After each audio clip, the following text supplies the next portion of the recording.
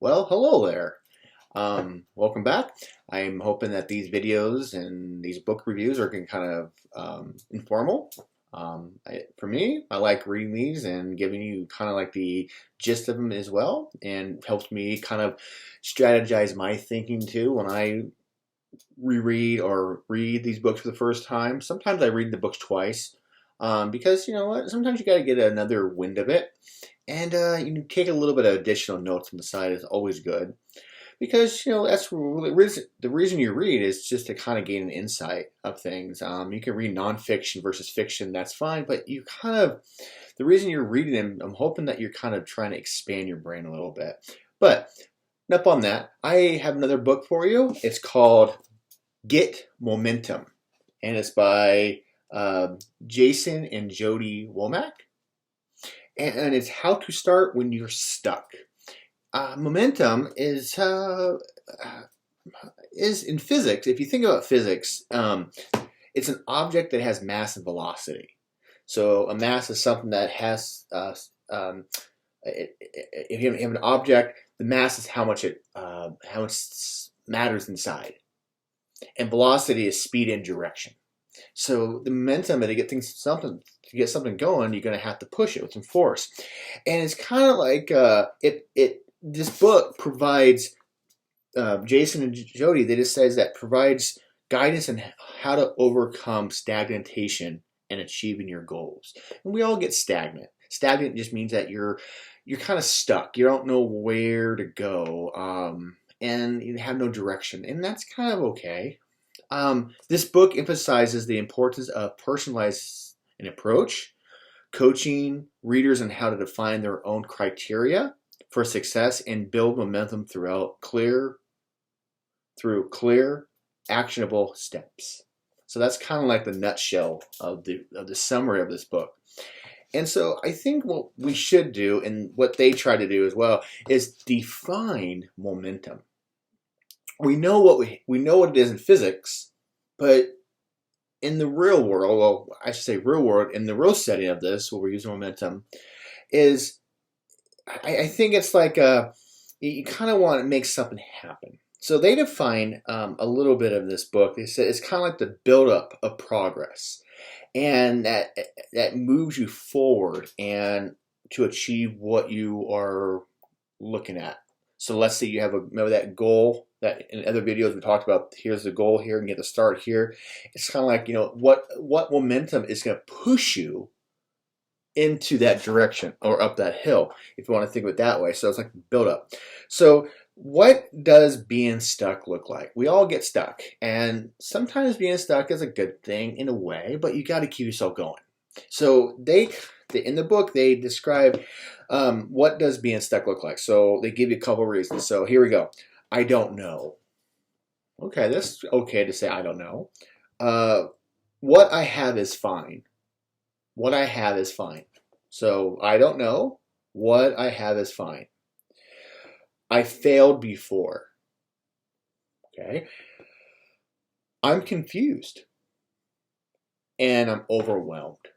So these are the 5 key aspects that they kind of say, why do people get stuck? And, you know, I don't know. That's fine. I have no direction. I have no answer. That's fine.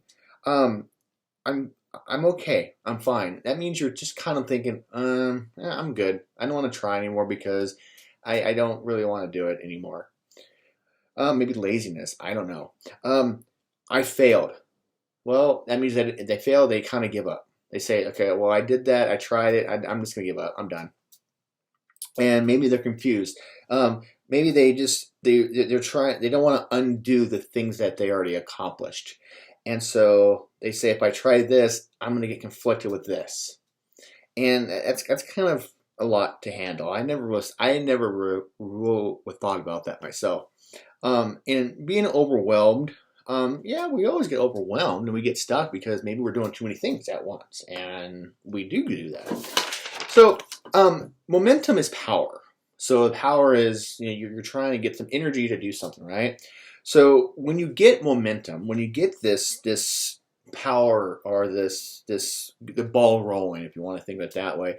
You're making progress. You're feeling accomplished at the end of everything that you do. So after every day you feel accomplished, maybe that builds up the momentum to finish that project or meet that new friend or that complete that relationship. Maybe you're trying to get married and you want to make the right husband, or maybe you just don't know if you're going to be the right husband or wife or something like that, and you just don't know, and so you're kind of second guessing. But the momentum in your thinking, it says, you know what, if I keep doing this and making progress every day in my life, I'm gonna be okay. You can't make everybody happy. I mean, I always tell people that, you can do all these things, but you're gonna do something to really irritate or piss off somebody else, and they might envy you, they might get jealous, they might criticize you, they might defriend you. And that's okay. You're not going to make everybody happy. So, sometimes friends do this. We kind of have a trifecta of friends, and one friend wants to go on and date this girl, but the other two friends don't like her. And so they're going to criticize you because, we don't like her because it's so and such. And that's okay. You're not going to make them happy, but you have to make yourself happy. And, success means different for everybody too. But to build up that momentum, to build up that power, you have to clarify your priorities. So how do you do that? How do you put yourself into that motion? And how do you set that bar to where you want to go? And what priorities go first? You got to take care of yourself. And it's just, how do you do that? And the second thing, that you have to have a circle of influence. So remember, you become the people that you hang out with, you become. So it says that if you spend some time with these friends, you become just like them in a way. You kind of attach some of their characteristics onto you, and you become who they are. And if you change who you spend time with, you will change what you do, what you see, what you think, and what is possible. Very interesting. This is a group of friends, your influence. And 3, it's kind of like your environment. So your environment tells you a lot. So if your environment is kind of crazy and it's damaging, you're gonna not feel so well. You're not gonna get that ball or that momentum, that power going in your mind. So in the book, they have what we call 5 stages of momentum. So the first one is motivation. So to get the ball rolling, to get that ball kind of going, the first one is motivation. And what do I want to be known for? So sometimes maybe you're a student and you're thinking, I don't have I want to be the motivation. I want to be a good student. So I want to have the motivation to become a student. Well, the first thing is that you have to have motivation to do that. Why? What do you want to be known for? Well, I want to be known for as a good student. I want to get good grades. I want to feel accomplished. Okay, so that's your motivator. So there you go. There's your motivation. The second thing, maybe you want to look out for mentors. Now, mentors are someone that you can learn from. Sometimes a mentor could be a coach, a teacher, a parent. A parent could be a mentor, yes. Technically, they are your first teachers if you think about it. Parents should be your first teachers, because look how old you are before you begin school. Grandparents, maybe somebody from a company that you're working at, maybe a coach, maybe a friend could be a mentor. Maybe they're a little older than you. You never know. They might maybe kind of feel that they're solid in their thinking and you want to be like that. Maybe a counselor, but anybody that you're feeling that you want to follow closely with. And that's another, so you have these 5 stages of momentum, right? The motivation, and then you want to look for people to follow. Okay? The third one is milestones. So these are kind of like set points. So if you're running a marathon and you have these set points are kind of like the obstacles, or maybe like a timer. So you went around, run up, time, won another lap, time, you win another round, time. And these are kind of like your time settings. And these are kind of like sub-projects. And these sub-projects are kind of like tasks and routines that you're doing to get that momentum going. So maybe you're setting that momentum to become that good student that we've mentioned. And the time limit says, okay, my freshman year, this is what I'm doing. I'm turning my homework. I'm going to talk to my teachers. I'm going to get my counselor on board. I might start sports. Okay, sophomore year. So let's say we're talking high school. Sophomore year. Okay, that's my second. So I'm going to get good grades. I'm going to take a little bit more advanced classes. I'm going to try more athletic stuff. I'm going to do it in the clubs. And you're kind of putting time limits because you're trying to get that momentum because you want to be an effective student when you're a senior or after high school. So the next thing is that you have to monitor that. So once you have those things, those three in command, you have to monitor. So that means you have to kind of keep an eye. You got to do some mental check-ins. You got to do some progress. You got to do some performance tasks. And you kind of have to kind of ask yourself, am I on track? Am I on track to be that good student? To be a manager, to be a leader, to be a parent. Sometimes motivation, you want to be a good parent. I mean, that's always hard. Or a good friend. You don't think of it that way, but yeah, in a way you do, because to be a good friend, what motivates you? Or what motivates you to become a good friend? What is your momentum to get there? And the fifth thing that they talk about is modify. Sometimes you have to evaluate your progress, and you might make some slight little changes to that. And that's something that you always have to look at and modify. You always have to modify everything that you do. Nothing's going to be 100%. It's like going on a trip, and you might want to say, okay, we have 8 hours to get there. But maybe you want to stop and go to a detour to so-and-so. Well, you got to modify that. Okay, we're going to add half an hour to our trip. And that's okay. So let's talk about these five a little bit. These five. So the first one is that we have to understand what our motivation is. So they call it like the engagement. You're committed to this. And this is kind of like your reason for acting or behaving in that way. So your focus on. So what's that motivation to get that momentum going is that you kind of, what you're committed to do that for, why? And sometimes you can sabotage that momentum. You can sabotage that momentum, that motivation by maybe you're working too much at it. You're stressing yourself out. Maybe you're never relaxing, breathing, meditation. Maybe you're working too much at your other job. Maybe you're a parent, or maybe you're just a person. You're trying to get that job, or you're trying to make that project go, and you're just working too much, and you don't have time to settle down. Maybe you just have too much energy, and you're just like, maybe you're not diagnosed with ADHD, but you have some kind of like ADHD hyperactivity going on, and you just can't concentrate. You have too much going on. Maybe it's just too much coffee. Maybe energy drinks, and your motivation is kind of like a roller coaster in a way, and that happens to a lot of people. The second thing is the mentors, and a mentor is somebody that you can kind of help you build resilience. Somebody that you can they've been through that before, and you kind of don't want to make the same mistakes along the way, and it's kind of like attracts like.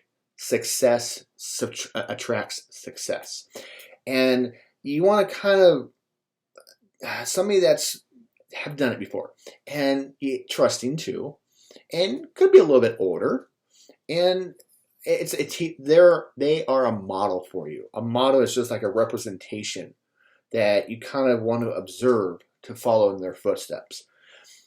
The third thing is milestones. So remember how we said that you want to kind of set timers and marks. Well, remember those they kind of describe in the book here is like, think of it like from point A to point B. So point A to point B, and maybe it should be like this, right? Because you're seeing it like this. So here's point A, here's point B. All right. And sometimes you do not need to know every little detail along the way. So sometimes we get caught up because we want to go from A to B, but sometimes in the middle, there's certain details that we want to spend a lot of time on. And there's so many details that you don't think about the end. And it just takes you a long time, and then you kind of forget about where you're going. So every little detail is going to count, but don't focus too much on it because it might not be very important. And yeah, it could be a sabotage. You never know. Um, so people get stuck trying to complete the entire, like an entire project instead of working on sub project. So remember how I said that from point A to point B, and that your biggest project is to get from point A to point B, but there's little sub projects that you got to do first. And think of it this way: you got to spend some time on it. You can't be in a hurry. So let's say you were trying to do a marathon, and you have this marathon coming up, and it's like in 6 months. You want to start running, right? You want to start preparing for that. So a good way to do that is to get motivated for it, to get that momentum going. So motivations, and you say why, and then you're kind of maybe a mentor, maybe somebody has already run it. You want to get to know them so they can get you trained. And the milestones are kind of like the small little achievements that you want to get there. So for example, in the book they have a 30-30 rule or a 90-90 rule. But a 30-30 rule is like, hey, for 30 minutes a day, I'm going to practice my sprinting for 30 days. So 30 minutes for 30 days. And think about that. How much you can accomplish. It's like another thing. Maybe you want to read, and you have a hard time reading. You have no motivation for it, and you want to read and stuff like that. Well, get to know somebody. I'm trying to maybe help you do that. I don't know. And you had to set a timer. So for me, I try to give myself at least an hour, or at least 2 hours, depending on my day. But I try to at least do an hour, and that's it. If I can do more, perfect. Reading, just focus reading without the phone going off, distractions. I try to sit down maybe before I go to bed and just try to do as much reading as I can. And for 30 days, think of it this way. You said for 30 days, there's a lot of hours there. And that's kind of something you have to kind of practice. And then they have like 90-90 rule. So for 90 minutes, for 90 days.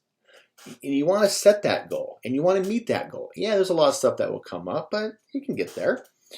So the fourth thing is about monitor. You have to monitor that stuff. So you kind of want to see the early progressions. And if you can see the early progressions, it helps you proceed. So you want to always have some wins. Some wins are going to get you there. As long as you're seeing those small little wins in that progress, you should be fine. And sometimes you have to stop and document. You could get like a little, they don't mention this, but they do mention something about stop and document stuff. And so maybe you got to get a piece of paper or a book and say, hey, today I did this, check. Tomorrow, the next day I did this, check. And just have a little calendar.